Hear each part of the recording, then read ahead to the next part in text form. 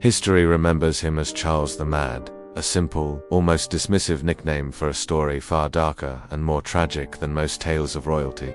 This isn't just about a king who lost his mind, it's about how one man's personal hell plunged an entire nation into darkness. Born to rule, Charles VI ascended to the throne of France when he was just 11 years old. The early years of his reign were filled with hope. He was known as Charles the Beloved, a young, promising king who governed with a sense of duty and wisdom beyond his years. The kingdom looked forward to a long, prosperous era, but then, without warning, something inside him shattered.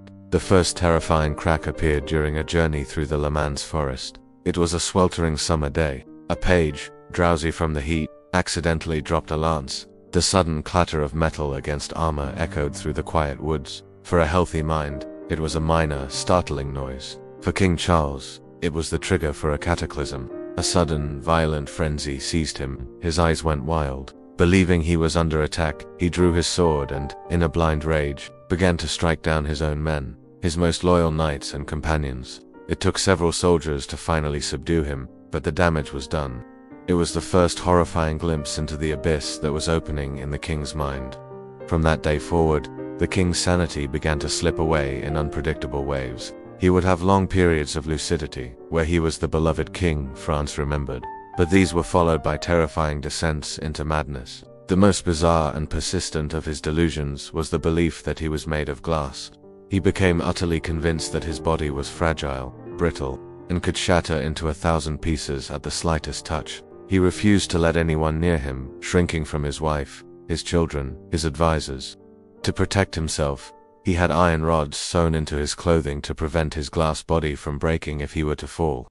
He would sit motionless for hours on end, wrapped in thick blankets, terrified of any sudden movement that might cause him to shatter. Imagine the king of one of Europe's most powerful nations, unable to move, unable to be touched, trapped in a prison of his own fragile mind. He would often forget his own name. He no longer recognized his wife, Isabeau of Bavaria, recoiling from her as if she were a stranger.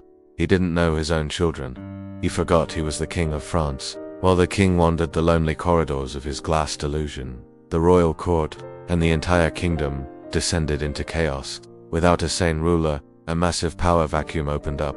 Ambitious and power-hungry nobles, particularly the king's uncles and his brother, began to fight viciously for control of the throne and the nation's wealth. Their rivalry escalated, tearing the court apart. Loyalties were divided, factions formed, and the political infighting spiraled into open conflict. France, a once unified kingdom, split at the seams. What started as courtly intrigue soon erupted into a brutal civil war between the Armagnacs and the Burgundians. The streets of Paris ran with blood, not from a foreign enemy, but from Frenchmen fighting Frenchmen, and across the English Channel, England was watching, waiting. They saw a nation crippled by internal division, led by a king who thought he was made of glass. It was the perfect opportunity.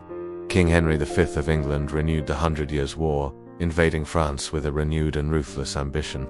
The result was a series of devastating defeats for the French, most famously at the Battle of Agincourt, where the flower of French nobility was cut down. France suffered years of invasion, defeat, and national humiliation. The kingdom that Charles had inherited with such promise was being carved up and handed over to its oldest enemy.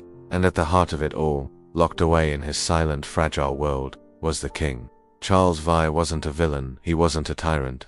He was a victim, trapped in a psychological nightmare that no one understood. His personal tragedy became his kingdom's tragedy. He didn't die from a blade in battle or a quick-acting disease. He died slowly, piece by fragile piece, as his sanity and his kingdom shattered around him. The story of Charles the Mad is not one of madness, but of profound sorrow, a tragedy written in the deafening silence of a broken mind. Thanks for watching.